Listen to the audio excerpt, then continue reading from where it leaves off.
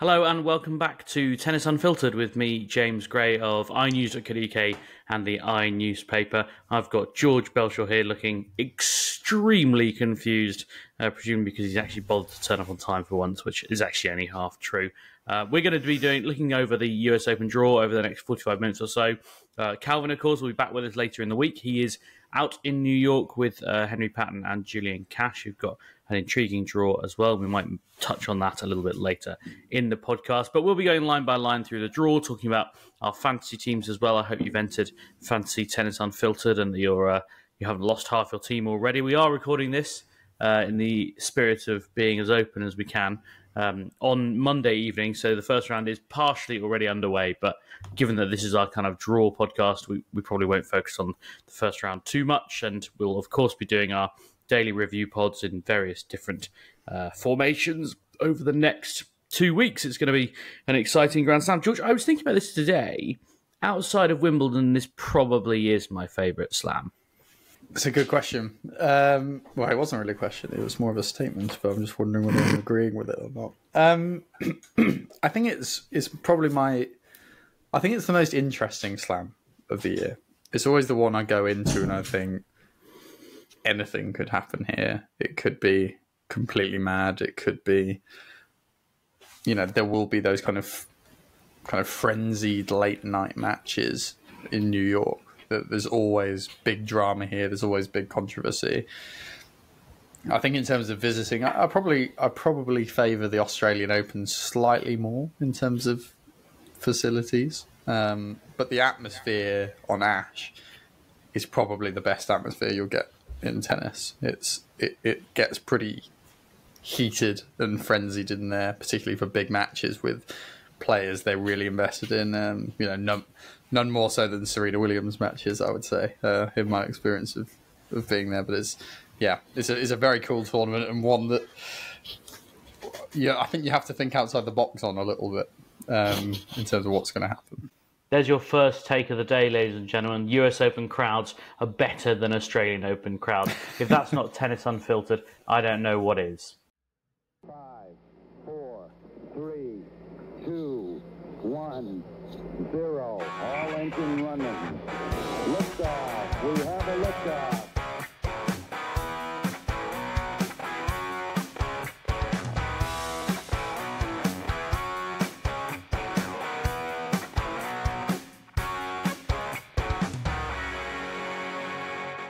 Yes, that twang of heavy metal guitar means this is, of course, Tennis Unfiltered, as always. Right, we're going to start with the men's draw, for no reason other than it's the one I've got up in front of me. So, but if you want to follow along at home, do load up the men's singles draw, and you'll be able to have a read through as we go line by line through the men's draw. Just before we do that, George, should be noted that the US Open, I think now, is the only Grand Slam that doesn't have a live-streamed event for its draw, and instead just sort of reveals it. It's not great, is it? It's just to keep the conspiracy theorists entertained.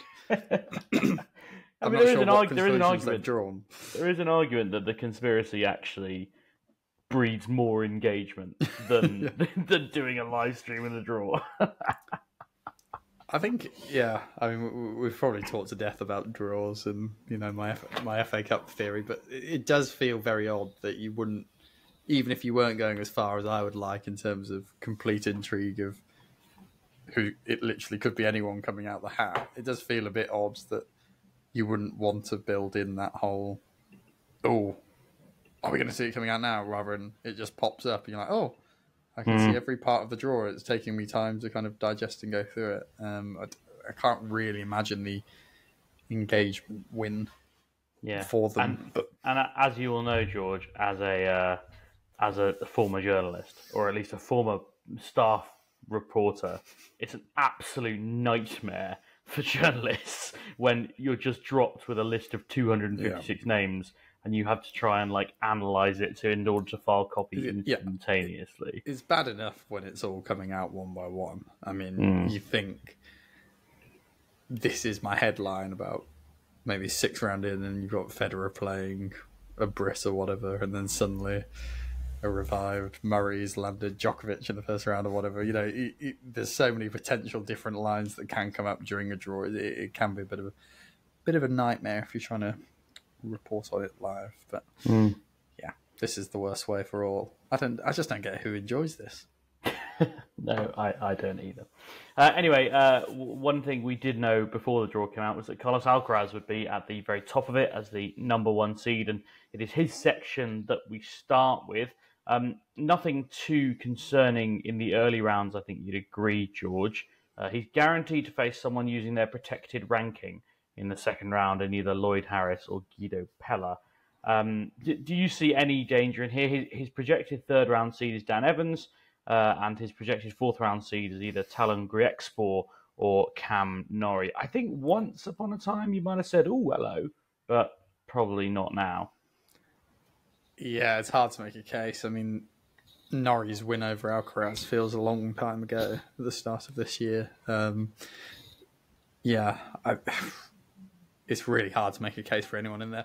I think probably the only person I would attempt to make a case for would be someone like Botic van der Zandschulp, from the potential of he can just have a perfect serving day and take the racket out of Alcaraz's hand and win it in a few tiebreak sets. That's all I'm really looking at there. I can't imagine Evans causing him any problems. No. I think this is about as good a section as Alcaraz could vote for, really. And of course, and I won't, bang on about this too much, but the draw is rigged to an extent. If you read the Grand Slam handbook, which I do on a cold, dark evening every now and again, just take my way through it.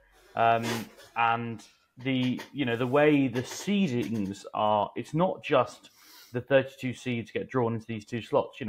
The seed that Alcaraz is projected to face in the third round cannot be any higher than, I think, 24.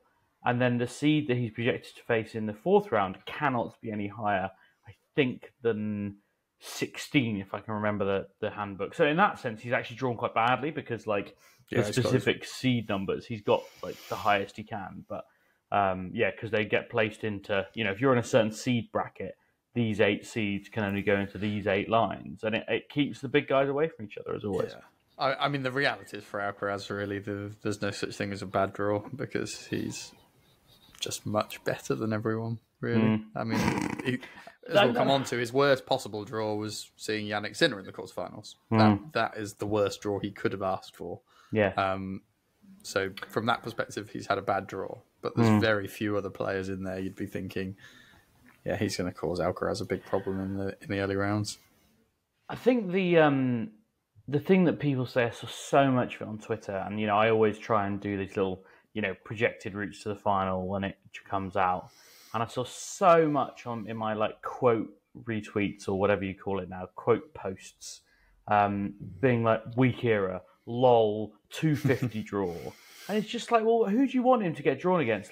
Peak era Pete Sampras, Andre Agassi, and Bjorn Borg. Seriously, this is just who is here, and you can realistically only play about 3 of the top 10 players in the world because of what I just explained. It's almost impossible for you to play many more than 3 people who are ranked in the top 10.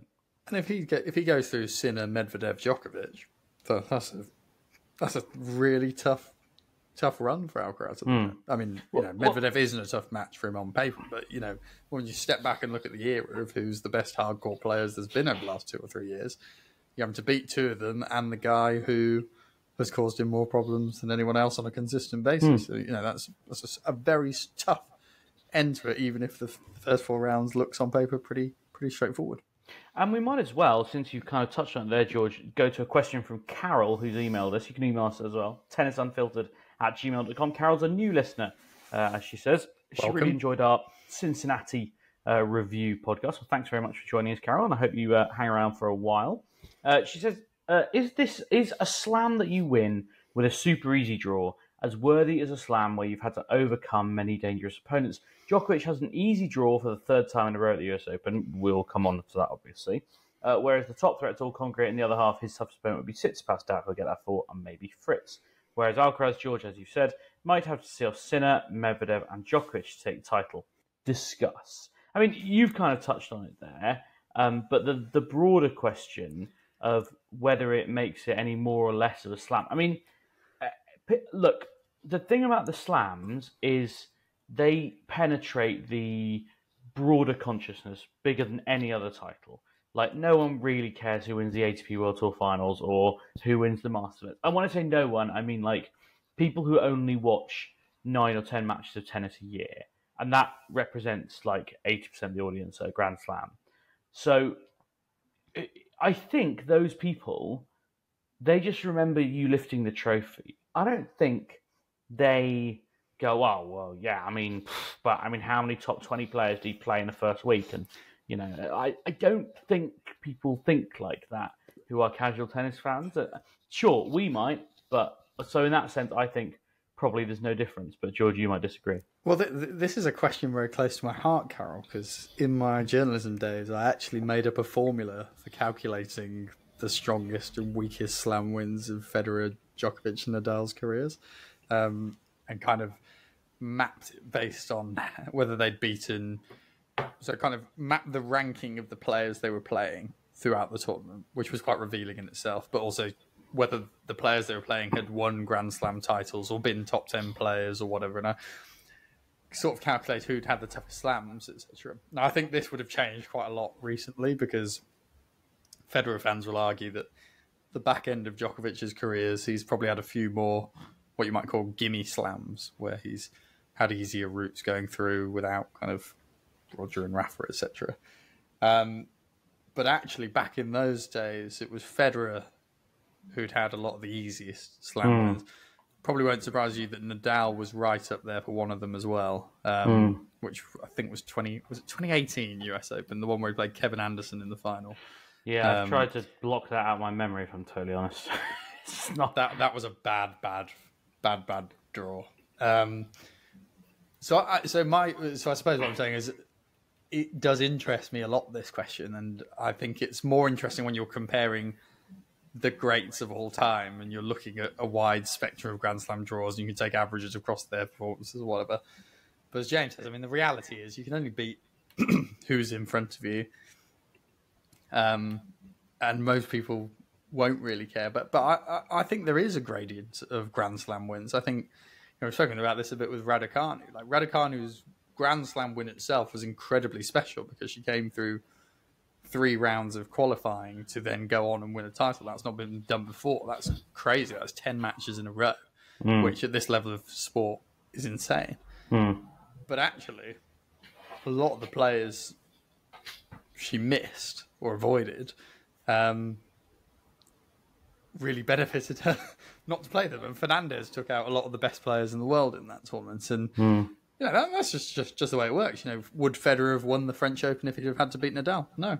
He on paper, he would not have won the French Open. He would never have beaten his biggest obstacle if Robin Söderling hadn't done the job for him, which made it a much easier French Open. Whereas Novak went through Rafa a couple of times. That's it swings and roundabouts. But I would still kind of stand by my point that in the broader scheme of things, well, not no we one. Care, Carol. We care, Carol, but no one else does. George does not speak for me. I just struggle remembering who won the last Grand Slam, quite frankly. So that's my main challenge. Right, let's move on to the section 2 as well. Oh, I mean, it should be noted, incidentally, because we're a British-based podcast, Dan Evans is going out in round 3, we hope. I think that's probably the ceiling of the expectations. Yeah, I mean, he could lose round 2. I think he'd lose round 1. Like, I think we should qualify. He's not going further than round 3. Yeah, I mean, I saw his uncle follows me on Twitter and often comments, and he's a huge supporter of his nephew, just as he should be.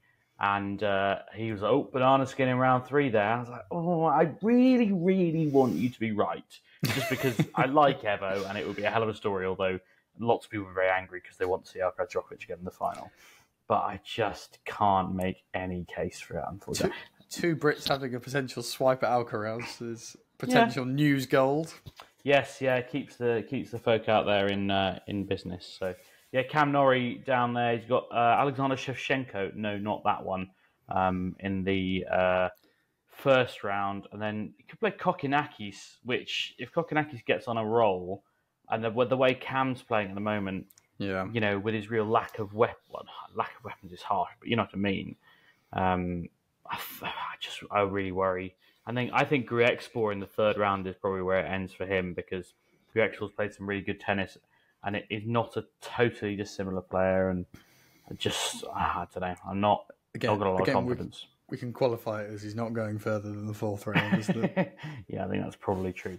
Right, well, let's find Britain's leading player then. I don't know if you've heard of him, Andrew Barron Murray. He finds himself in section 2.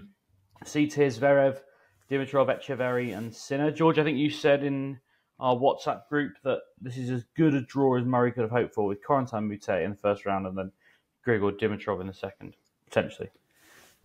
Yeah, I mean, probably as good is a bit harsh, but I think Moutet is the sort of player I would not really expect to wear Murray down. He's quite erratic and hot-headed, and that style of player normally favours Murray in terms of just keeping it solid and letting them implode.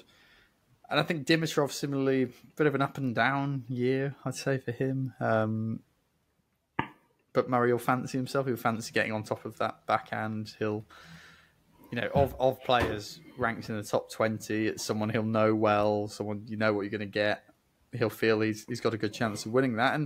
And similarly, I think Zverev in the third round, while Zverev's improving, that's a match Murray will think he can win. And he'll think there's enough weaknesses in there to target and make difficult. Now, whether he actually goes and does it, or whether he goes down in a 4 or 5 setter to Dimitrov or a 4 or 5 setter to Zverev, we'll have to wait and see. He could lose to Moutet the first round, who knows? But I think he's got a chance of reaching the fourth round here, and then I wouldn't see him going past Sinner, if I'm honest. Yeah, I think he's declared himself fit. He says he's had no further injuries or setbacks since the problem that forced him out of that match against Sinner. So that's the first positive, but I think it's going to be about physicality. I think it's about him getting through the rounds in an efficient way and not even giving those injury niggles the chance to surface.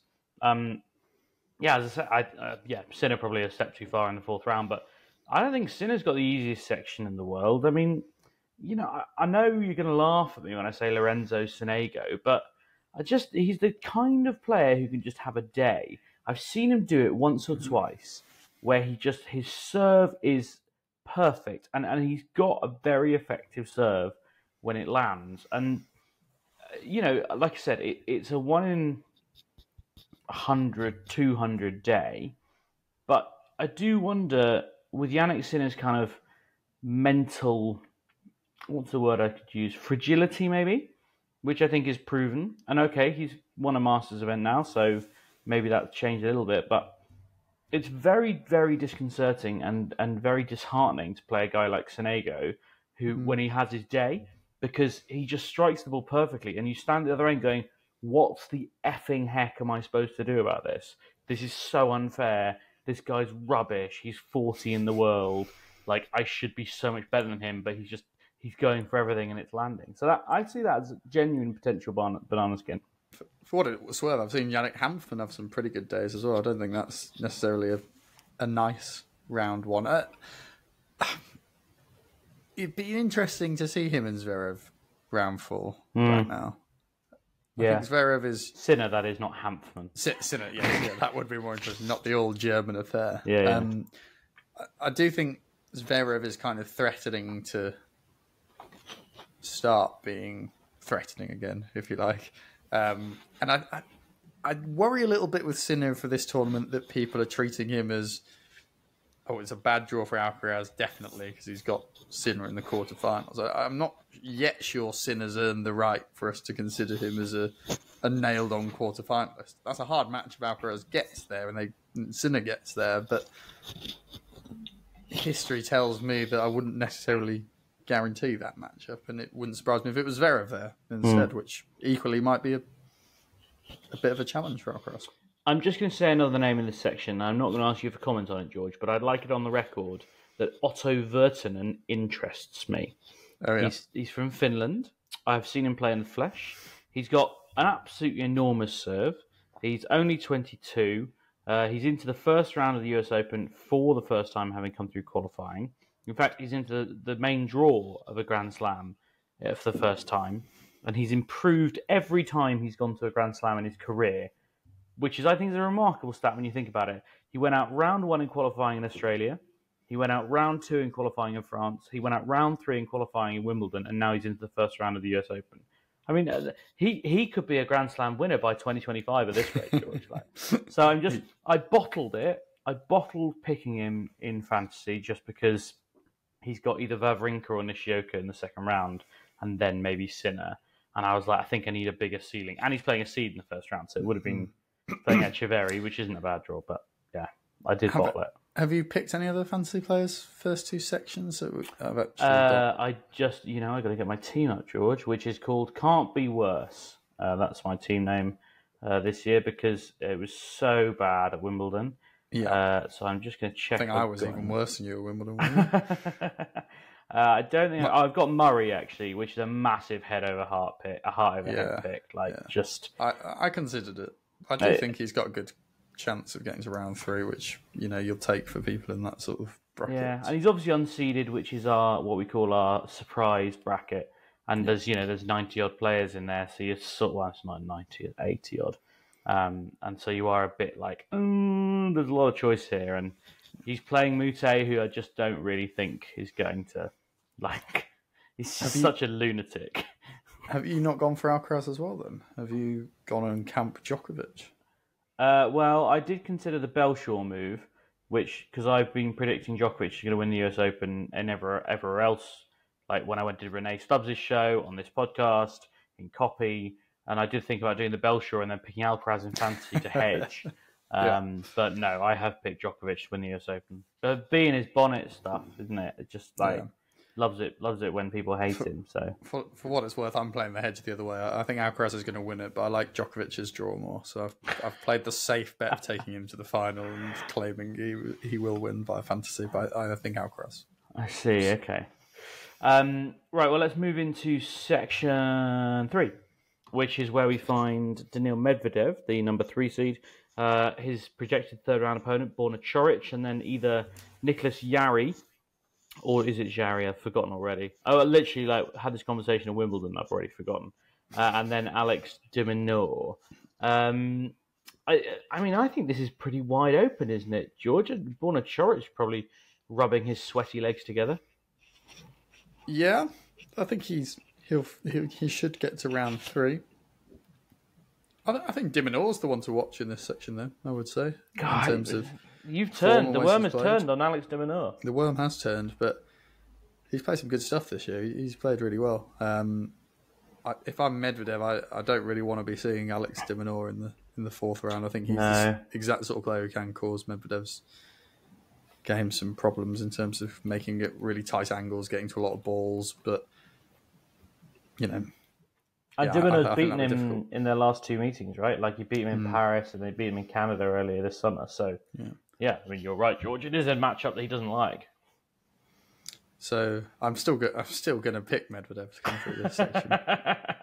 But you've got "I told you so" rights there, but they're very much undermined by the fact that you have picked Medvedev out and out. Yeah, I still think he comes through. But I mean, Calvin's very dead set against Medvedev, not to put words in his mouth, but he's really not convinced he's in with the shot of winning this tournament, and says he wouldn't be surprised to see him lose early. I would be surprised. He's been good at the US Open. He does, generally speaking, play very well here, and he lost to Kyrgios last year in a match where Kyrgios played absolutely lights out. It was absurd. Yeah, I would say I really fancy Borna Coric out of this section, but the caveat here is he plays Sebastian Baez round 1, who beat him in Winston-Salem last week. So I don't really remember Borna Coric first time round. I was aware of him, but I didn't have much of a kind of opinion or inkling about him. And just with him being over in the UK for the grass season and obviously having seen a fair bit of him, he's a remarkable bloke. And I actually met him at Boodles just before Wimbledon, and He's good to talk to. Nice guy. He's incredibly sweaty because he works. I mean, not because he's unfit. I think because he's just stupid hard worker. He's a big lad, isn't he? Yeah, he has a lot of him. But then Stacked. this is the thing, George. You won't get this because you're tall. But most people, when they meet tennis players, go, "They're all tall. They're all so tall." Like Joe Salisbury's really tall, and people just never realise. I think, you look at people like Djokovic and Murray, and you're like, yeah. I mean, they're my height, and I'm considered generally quite tall. And I'd say they're like small tennis players really these days. The rest of them are giants. Isner's mental. Speaking of giants, Karen Khachanov is at the top of section 4, the number 11 seed. I think this is pretty tricky. It's Khachanov, Hurkacz, Humbert, and Rublev. We can probably ignore Ugo Humbert, but the other three, like, you could throw a blanket over them, and I think they'll all look at that draw and go, for goodness sake, do I really have to be in this section? I'm picking a non-seeded player to win this section. I'm going for Berrettini. That seems insane. I mean, how fit do you think he is? Fit enough to come through this section. I've actually picked, perhaps foolishly, I've picked 3 players in fantasy from this section. Oh, that is foolish. Is foolish, but I'll explain my logic slightly. I think I understand it already, but yeah, go ahead. I picked Isner as my wild card / qualifier because he is someone who has won slam matches before. The rest of the qualifiers, I was just looking at them like, my God, who on earth am I going to pick here? And he's playing someone, you know, who could beat on paper. And even Khachanov round 2 is the sort of match that in your final US Open with a big crowd behind you, that's winnable for me. I think he'll win that first round, even though he's not playing that well. He's got a puncher's chance, as you'd say in boxing. So I've taken him. I think Hurkacz reaches the 4th round. I think he'll beat Khachanov or Isner round 3. So I've taken him as my more solid pick from this. Right. And I've taken Berrettini because I think Rublev's in no sort of form. Humbert is unreliable as a seed. Schwartzman is way past his best. Monfils has had a few good results recently, but could easily flunk it against Taro Daniel in round 1. I just think this is the section of someone's going to burst through and do it, and Berrettini is as likely as anyone. And he played very well at Wimbledon, had a good run, pushed Alcaraz quite well, had a good result here before semi-finals. Don't know, just kind of fancy if he can keep his body together, which is a big if. Well, you'll be interested to know, George, I've also picked someone in this bracket, but I haven't doubled up. I've picked Hubert Hurkacz because I just think that basically no one's fit in his little bracket, i.e. his 3rd round bracket. Draper is a potential 2nd round opponent and hasn't been that fit. He's pulled out of another match the week before the US Open. Isner, as discussed. Karen Khachanov has not been fit. He pulled out of a match just a couple of weeks ago. So I think, well, it's Hubert Hurkacz. Like surely he should be good at the US Open. And also he's the number 17 seed, which means he's like the highest seeded player in that bracket. The other thing to consider about doubling down on this sort of area as well is, there is potential for Medvedev to lose early. He's not playing as well as he was.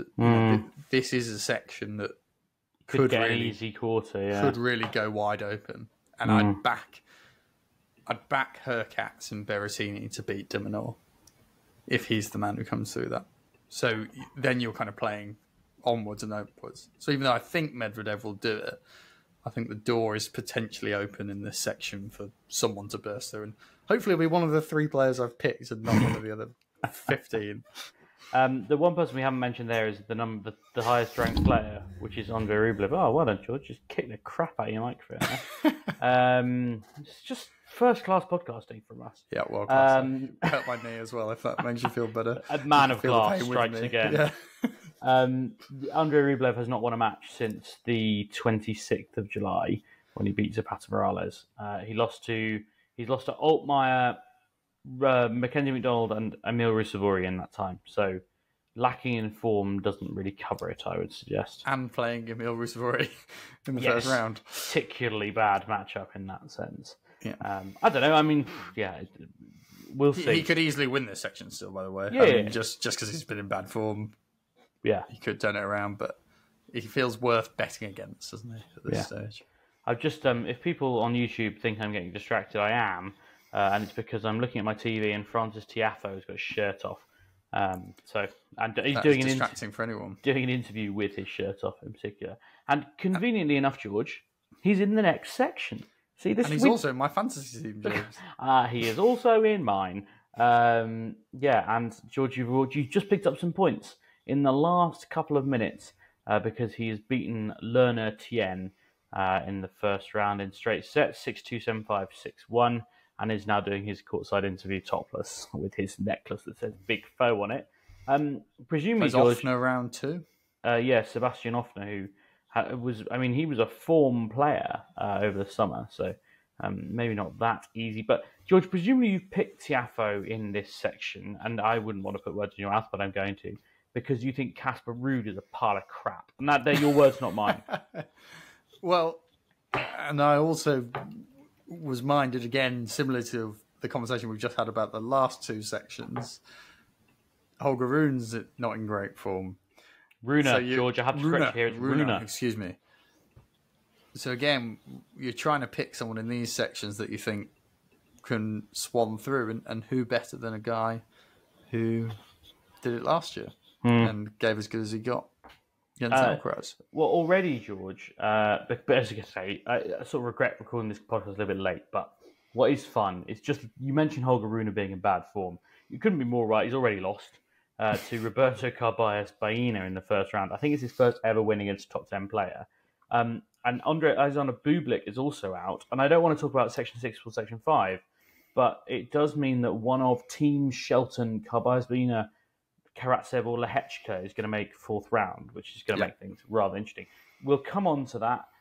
What is the danger for Tiafoe in this quarter? This eighth, I should say. I do think Offner is a tricky match. I wouldn't necessarily... Tiafoe's, again, we've said this about Sinner earlier. I mean, Sinner's got as much right as anyone to say he's a shoe-in for the quarterfinals on kind of most recent form, even if it's not been dragged out over years and years. But Tiafoe has definitely got form for some bad Grand Slam results. So, I think he himself is a potential fit. Sebastian Korda, it's not quite happened for him this year, but he's a player who can cause players problems. And then, as much as we write off Casper Ruud, this guy has been to the final of this slam before. I would back Tiafoe to win it, but he's not a bad tennis player, is he? You can't be that bad to be. I do feel like there was a lot of... there's been a lot of beef on Twitter recently between people who basically only exist on Twitter. Just particularly talking about Casper Ruud. I think Casper Ruud had a big bite at someone as well. Or what in my cricket club, what we call a nibble. And it was a significant nibble, I believe, which then created more nibblage. So I'm hesitant, as you say, George. He's made 2 Grand Slam finals. I'm hesitant to sort of write him off completely, given that he does have a pretty impressive record.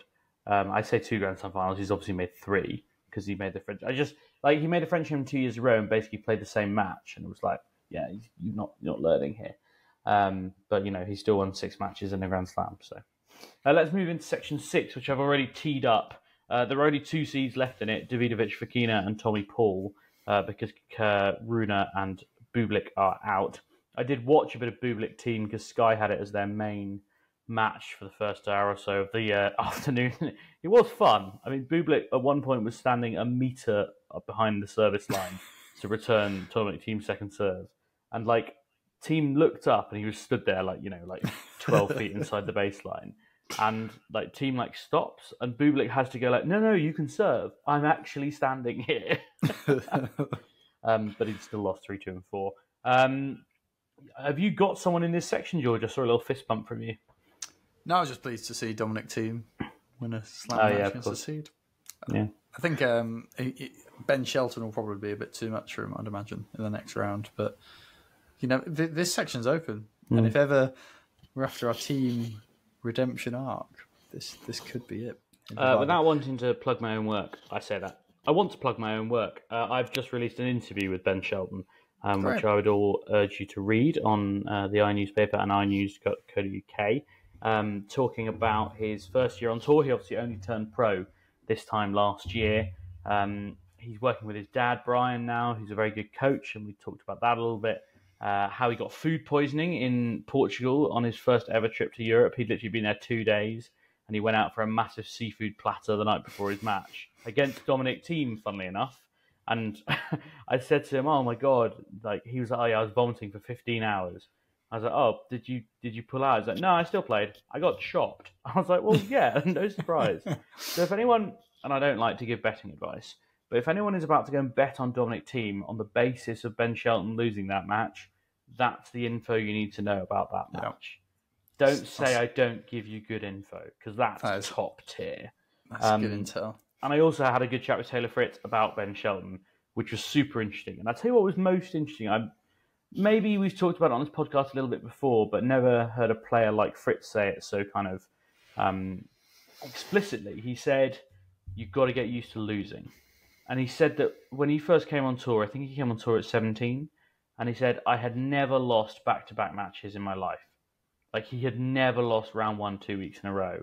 And then all of a sudden, like, he was on clay in Switzerland in July and just getting chopped up by guys he thought he was much better than. And it was just an amazing thing to think about. Like, yeah, like Shelton probably has never lost 2 matches in a row.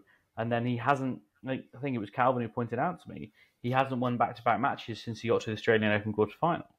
So it's like, it's a learning curve. And yeah, thank you to Calvin as well, who gave me some interesting quotes about Ben Shelton for that article, because he's obviously coached against him. But yeah, please go and read it. I'll put a link in the show notes. Hopefully people enjoy it. If you do enjoy it, please consider subscribing to the Eye. It would save my job in a sort of long-term sense.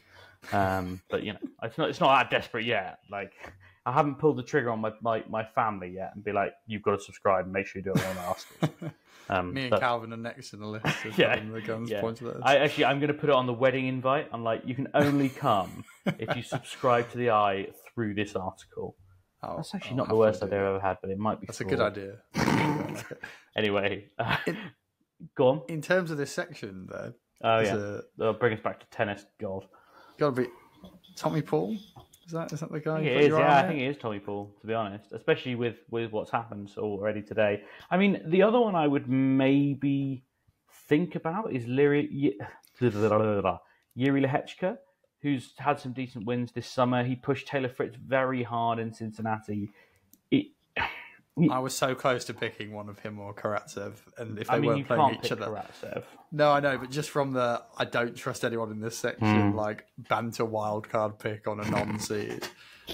But their match put me off. I think if they were playing someone else, if they had drawn Lehechka had drawn Ivashka in this section, and Karatsev had gone up there, I probably would have gone for Lehechka. I'm really intrigued to see who comes out of that section, because, I mean, the thing is, I'm always looking at this, it'd be amazing if this person or this person makes it, and then, like, it's always Tommy Paul. And that's fine. I like Tommy Paul, but, you know. Let's go into section 7. Stefanos Tsitsipas is the highest seeded player here. He's up against his third round, I should say, is potentially Christopher Eubanks, who's the next best thing since sliced bread. Lorenzo Musetti or Taylor Fritz could await him in the 4th round. The problem, George, here is that Stefanos Tsitsipas has got Milos Raonic playing his last ever tournament in the 1st round. It's a great first round, isn't it? How is it always Tsitsipas who gets these draws? I feel like it's always him. He always has a mega first round, doesn't he? Yeah. It feels winnable for Raonic. We sort of said about him last time, didn't we, that he felt like of the kind of comeback players of Wozniacki and Brady, like the one who potentially could go the furthest because he's got a relatively kind of a game simple that just relies on one huge shot. But seriously, if Raonic wins that first match, he's got a great chance of reaching the quarterfinals here. I think the problem is his body that won't hold. Yeah, it just won't, I'm afraid. But Fritz's Grand Slams has been awful. Like, Fritz really should win this section. I think, of course, if Tsitsipas is playing the way he has been recently. I mean, everyone else in there, like Eubanks, you wouldn't bet beyond like a good grass court. He could win it, but you wouldn't feel confident saying, "I think Christopher Eubanks could win this." I mean, it's a sad fall from grace for Tsitsipas that you're not looking at this section and being like, "He's definitely going to win." Yeah, He definitely should win it, but a one-legged Raonic feels a huge threat to Tsitsipas. It's not Raonic's leg that is the problem. No, it's his body as a whole. Shoulder mostly as well. Yeah. But yeah, I say good luck Milos Raonic because I interviewed him this summer and he was so nice. He literally just pulled out of Queen's and I was like, oh, well, he's definitely not going to do this interview then. And he's like, no, I'll still do it. Like, I don't know another player in the world who would do an interview at a tournament they've just pulled out of injured. Like, it was a classy move. He's a smart and interesting guy as well. Yeah. I mean, I wouldn't agree with everything he thinks, but I had some really interesting conversations with him around kind of the serve, for example, and the kind of science behind the serve and why he thinks it'll never get faster than now from like a kind of a physics perspective. Cool. You know, we had some quite cool conversations about that. He's a big thinker. Yeah, very much so. He's certainly big. I can confirm that. He's a big lad. There's a lot of him. Right, so can we move forward? Oh, we haven't picked who's coming out of this. Or have you got a name? I've got a name. Taylor Fritz. Yeah, I mean, it should be Fritz, but I think Tsitsipas probably will actually do it. But if Tsitsipas goes out round one, I'm going for the heart. I think Raonic can do it. All right, okay. Right, finally into section 8, where we have Novak Djokovic. Ever heard of him? I think he's going to win this section if we want to save some time. Yeah, I think so too, but it hasn't stopped me picking my qualifier, Hugo Gaston.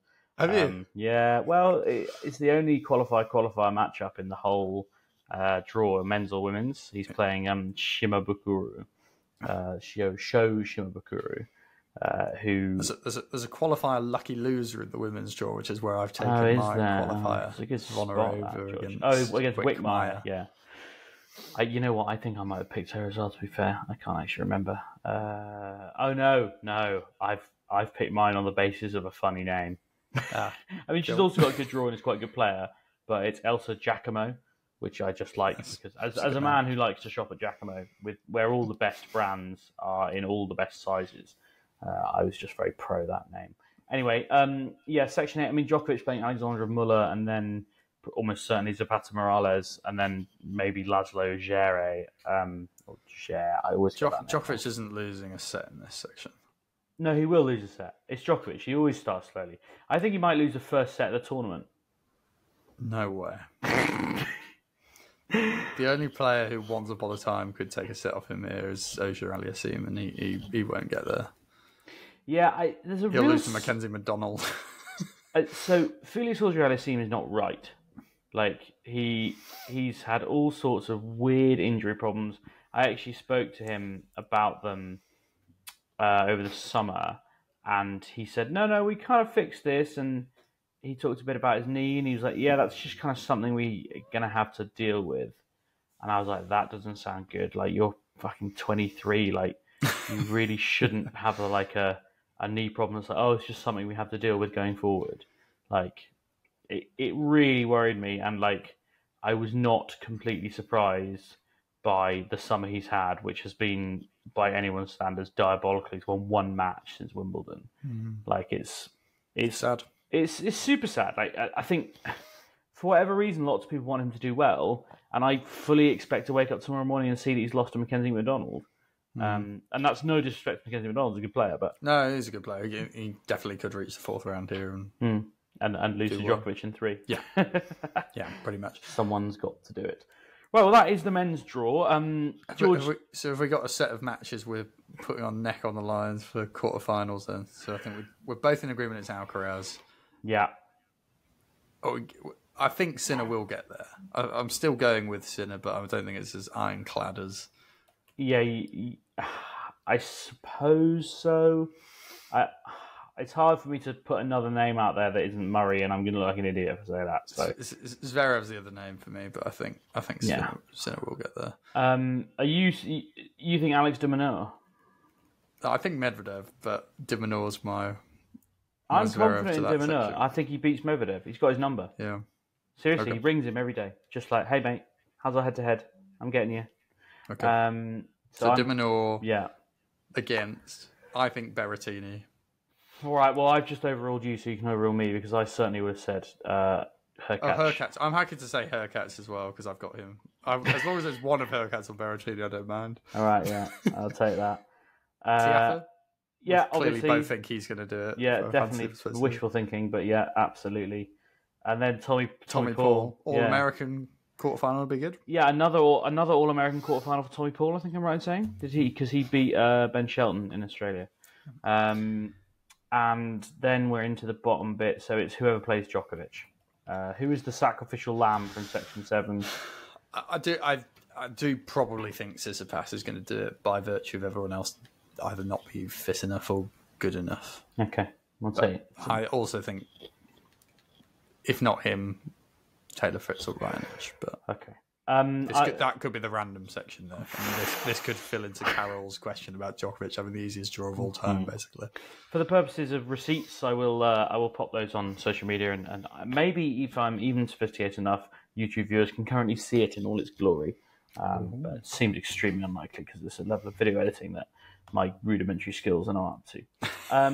Let's move on to the women's draw right after I've gone and got myself another beer. Welcome back to Tennis Unfiltered with me, James Gray of iNews.co.uk and the iNewspaper. Fully refreshed here with a brand of lager that I'm not going to reveal because they don't sponsor us yet. Could be you, lads. George, you're not on the rosé this evening, but I have had a question about the rosé, believe it or not, from Kathy, who is a regular correspondent. She says, I also enjoyed watching George drink his... white Zinfandel, rosé, pink Chablis during the pod. Made me want a glass. Which episode was this? Was it last week? You've been on the rosé quite a lot lately, I think. You've quite often had a little pink number. What is your go-to rosé? Well, this will just be that I've been staying with my parents who always have wine open. So it wouldn't be kind of my choice per se. Well. But is it an alcohol-related question? No, that is the question, George. That is the whole question. The whole what question. Is your rosé of choice? Yeah. I'll consult my parents and let you all know. To find out what your favourite rosé is. Find out what it was. Wow. My favourite rosé is actually a sparkling rosé. And it's a Nye Timber rosé. Oh, yes, okay. Is excellent. Yeah, very good. It's English stuff, isn't it? That is English, yeah, very good. Kathy also adds, it made me want a glass, myself, but it was 9:15 a.m. here. I prefer Cabernet or Pinot Noir anyway. Good to know. I'm booting alcohol into touch for 3 months. 3 months? 3 months. I'm doing a diet to finally shift this knee weight. From next week. Oh, George. I'm at the point where I'm lifting quite a lot of weight in the gym, but I will really start feeling the effects if I can shift the weight from my body so the impact doesn't go through it. So it's a big health decision. And at our age, I think the alcohol has to go to really do that weight loss for an extended period. I agree, George. It's too awful stuff. Real bad for you.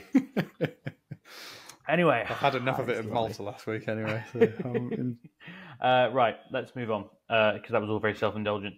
The women's draw. Iga Swiatek is actually already into round 2. She's beaten us to the punch with a classic Iga Swiatek first round performance. 6-love, 6-1. Lost a game. Yeah, one game. I know. Pretty ropey start for the tired Iga Swiatek. Suck it up, said Marcina Navratilova this week of the Iga Swiatek's complaints about playing too many tournaments. It was proper I like Martina sometimes, and she's always got an opinion, which is kind of the point of her job, and that's fine. She was obviously an amazing tennis player, but it was that kind of boomer stuff. Well, in my day, we used to play every week, and sometimes 4 times, 5 times a day, and we just got on with it. And I was a bit okay, well, but yes, no signs of fatigue or tiredness or anything like that, George. And is there any question she doesn't come through this section?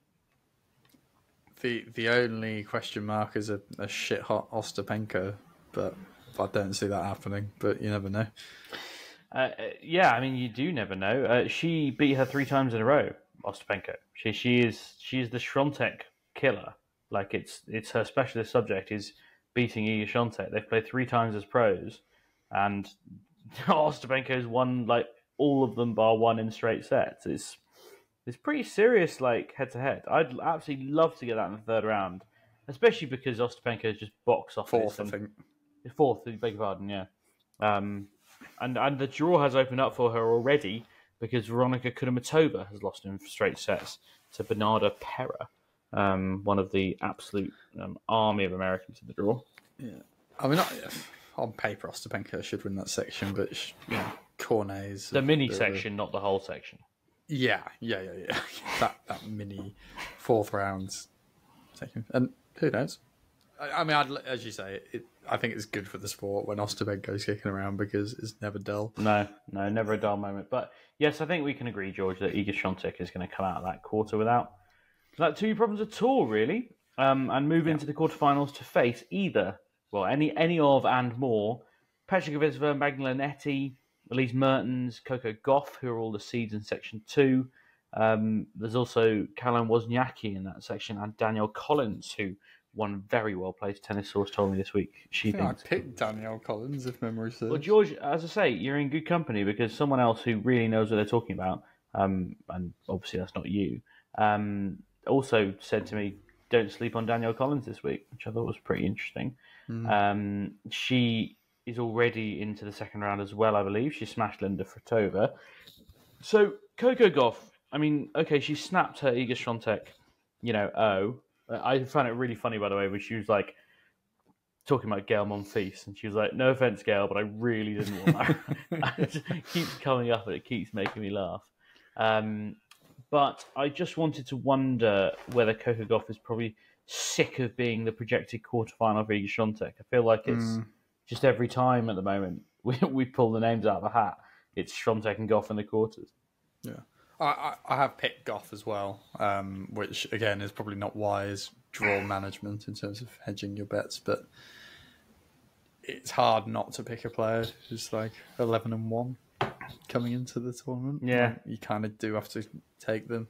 As you say, it's a shame for Gauff. She's kind of landed in that Swiatek quarter. It would have been the dream for women's tennis, really, if it had lined up so that Gauff could have been one of the semi-finalists with Rybakina, Sabalenka and Swiatek. That would really get it to put it in our pipe and smoke it, if you like, to finish the year on a high like that.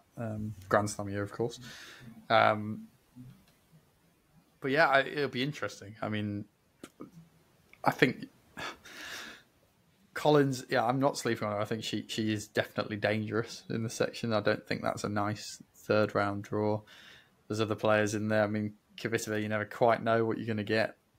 But Gauff will look at this and think, I can definitely come through. You got Andreeva in there as well, who obviously had a really good... Yeah, second round, Mira Andreeva against Coco Gauff would be an absolute belter if we get it. I mean, that's... like I was courtside for their French Open match, and it was really good. For about an hour and a half, it was really good, and she kind of went to pieces a little bit. But yeah, it was a serious match. Like, I'm very interested in seeing that one again because that was proper.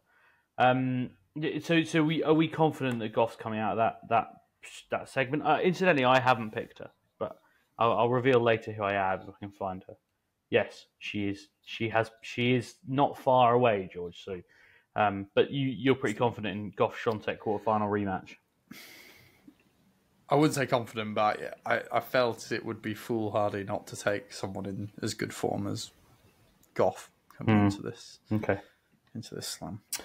Fair enough. Right, into the section 3, where we find Elena Rybakina, Sorana Castella, Victoria Azarenka, and Belinda Bencic, and I must mention her because Britain's own Lily Miyazaki, the only Brit to come through qualifying. First time in the main draw of the US Open. Bosh, 6-3, 6-3.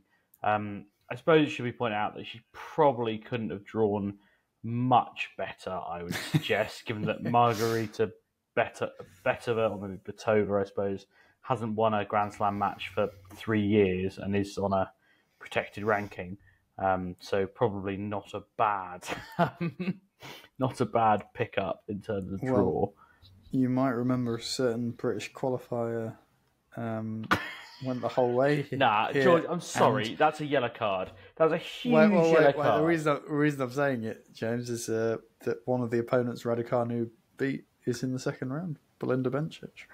That's who she faces. Bruh, God, I mean, I still think that's a booking. I'm sorry. It has to be a booking. I think it's a harsh yellow. It's a harsh yellow. No, I think it's orange. I think it's a hugely problematic thing to say. Yeah, very close. Yeah, I mean, but great for Lily. On a genuine note, like really good. Like she's a very hardworking player. She's she did all 4 years at college, which is pretty rare actually for like tennis players who turn pro to actually do all 4 years.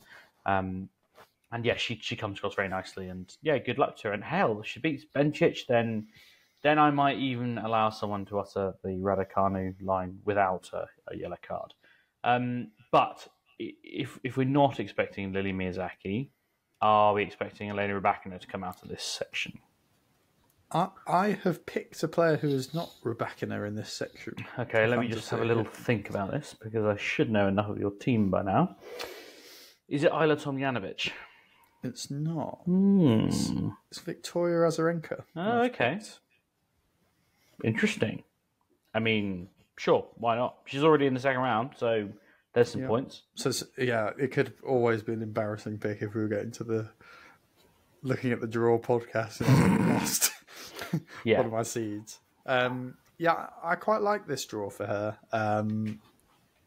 And, you know, obviously some time ago she was comfortably the best hardcourt player in the world and has reached the final here in the not too distant past.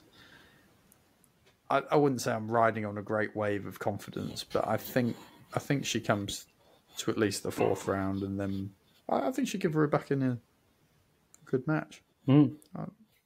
Right, into section 4. Let's see.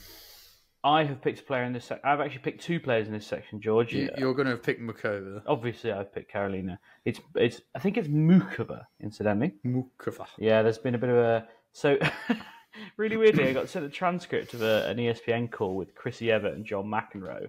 And I assume must have been one of the Czech journalists called them out for the question. The whole question was like, why do you insist on pronouncing players' names wrong all the time? And like both of them were a bit like, sorry, Mukova, is it? Right, yeah, okay. And then they started talking about the fact that John McEnroe says Djokovic, which is good. I'm glad that someone's finally mentioned it. But I find that quite charming, I have to say. I mean, John McEnroe, he's just so good to listen to that it doesn't matter. But yeah, I have picked Mukova. I've also picked another player in this section.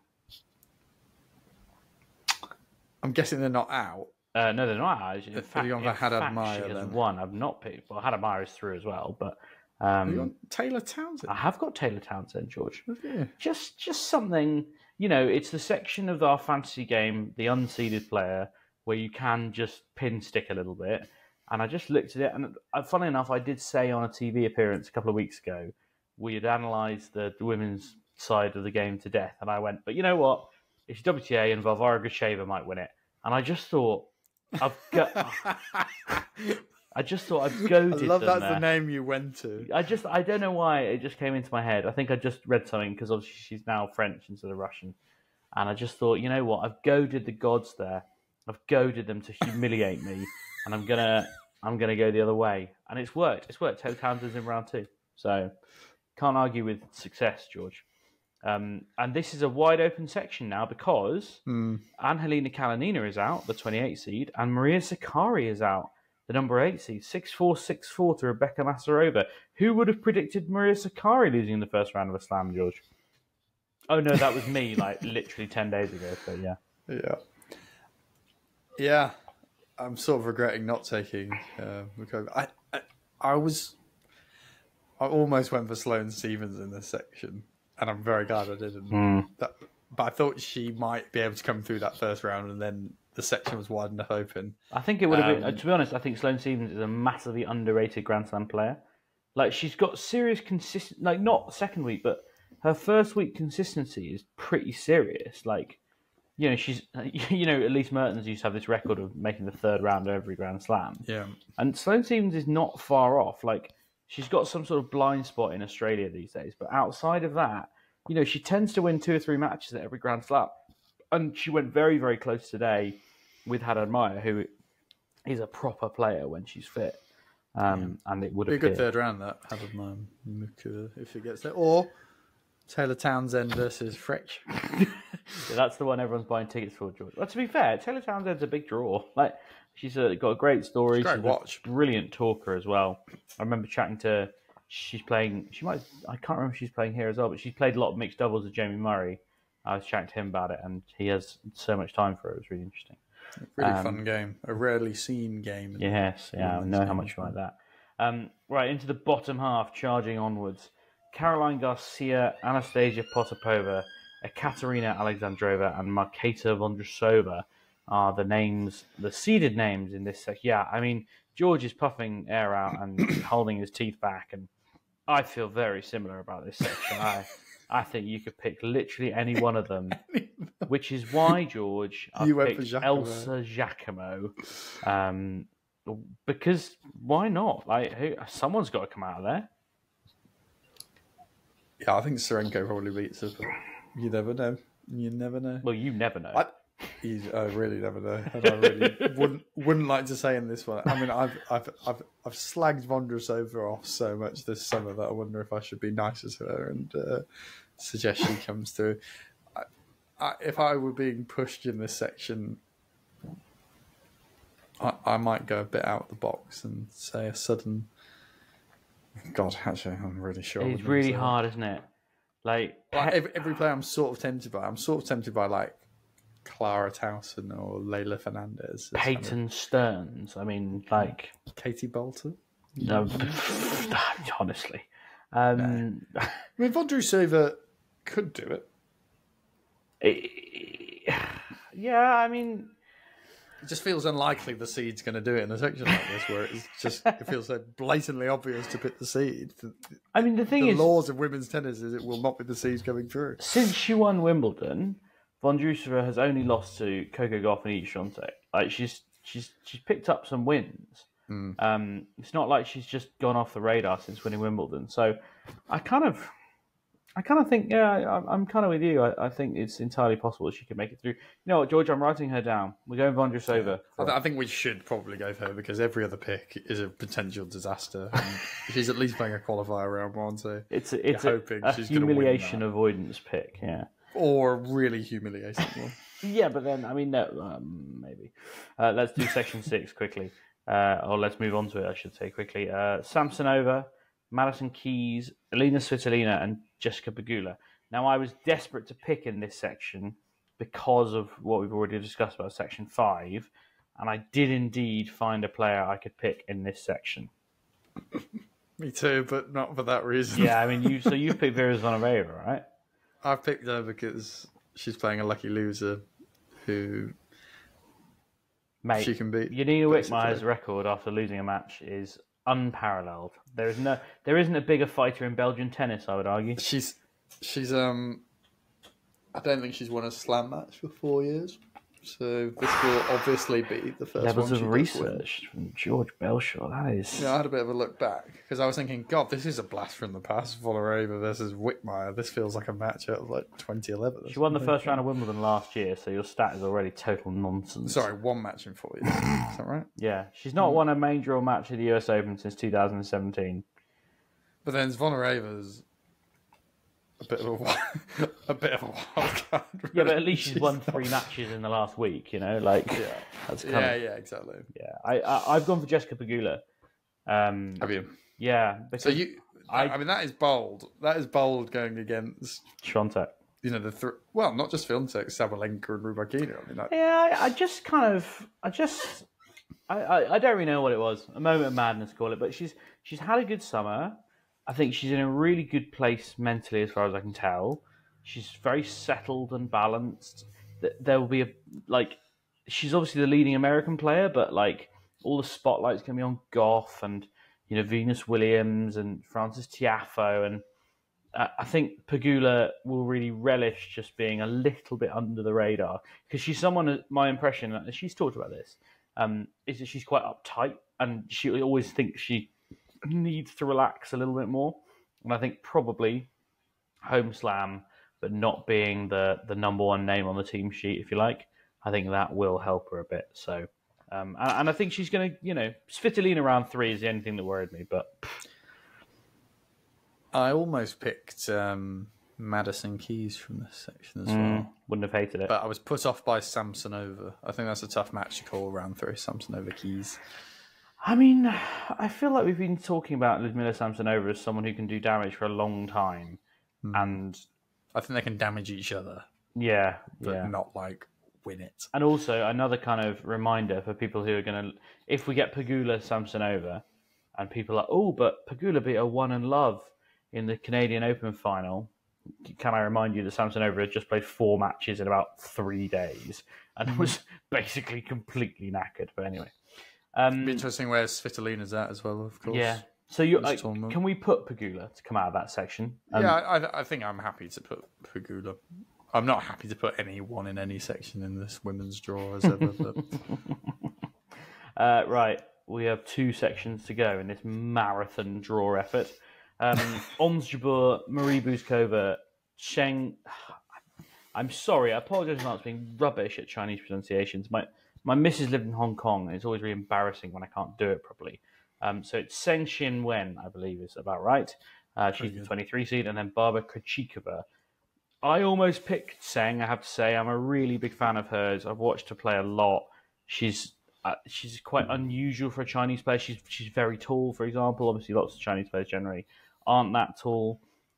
She's a good talker. She's interesting, and I think very mature, which is a huge thing at that level. So I almost picked her, but I got put off by Kaya Kanepi lurking in the second round. We've always got to fear Kaya Kanepi, George. You do, yep. Well, be fearful of big Kaya. Did your brain just stop working for a minute there? My brain is just stopping working. I'm just looking at this section again. I'm like having flashbacks to me looking through all this draw again and just being like, I really should be picking more people in the bottom half, and I just can't. I don't know who to go for. I think Ons Jabeur comes out of this section for what it's worth. Yeah, I think so. And in hindsight, I think now I'm spending longer, I probably would take Ons Jabeur over Goff if I had my time again. Is that who you picked ahead of Goff? No, I picked Mukova because she's the number 10 seed, so she's in the same bracket. Oh yeah, it's 5-16. Yeah, exactly.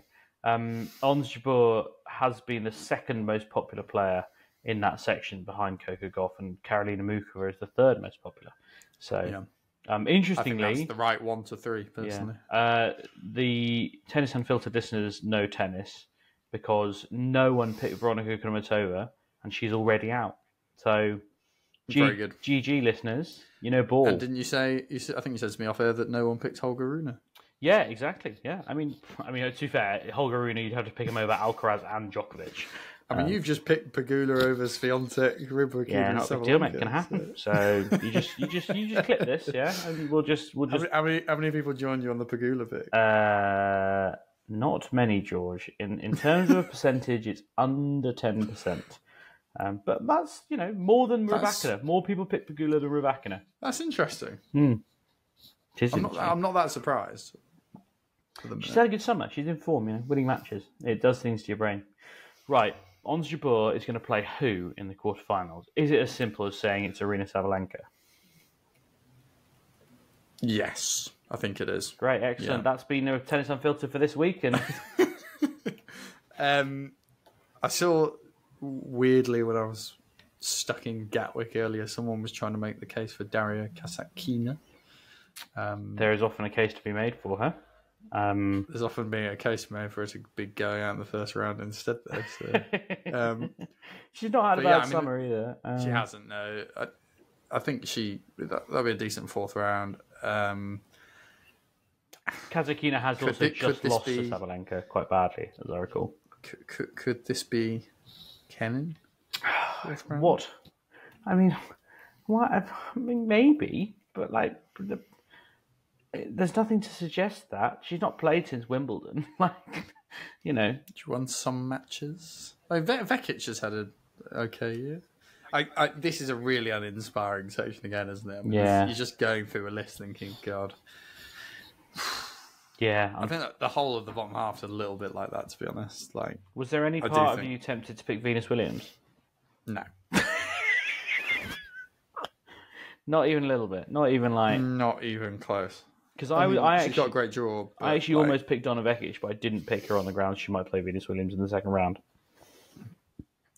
I mean, I was stung by Venus at Wimbledon, where I was picking. Oh, that was when she convinced me not to pick Svitolina because I was thinking, oh, it's Venus. Yeah, and then absolutely killed my ranking. Got injured in the first 10 minutes. Right, well, George, that's our quarterfinal lineup then. Świątek Goff, Azarenka Mukova, Vondrousova Pegula, and Jabeur Sabalenka. Which I think there's no way those 8 players are getting. I'd be surprised if 2 of them get there. But I mean, that's mostly based on how little we know about tennis. But it's worth a shot at least.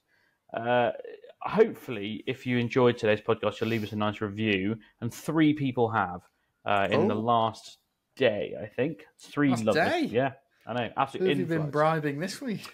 No comment. Someone called Gray James. No. Someone called Sphero4 says, great podcast for in-depth analysis. Recently started listening to this podcast and loving it. Give me more discussion of tennis than just from watching it, and oddly helps me fall asleep. I'm not sure I'm loving that. Take this as a compliment, she says.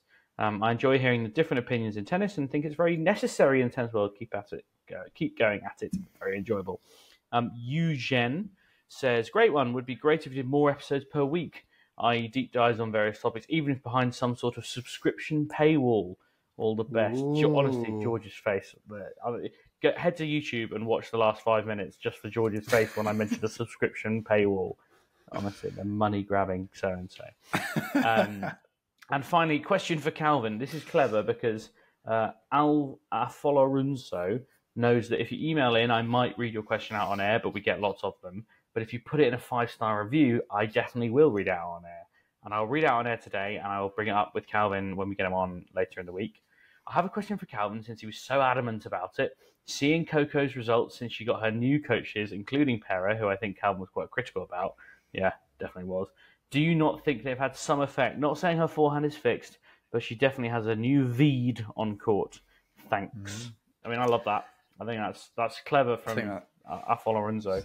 That's such a good 5-star review. We better hear that twice so Calvin can hear it. Definitely will.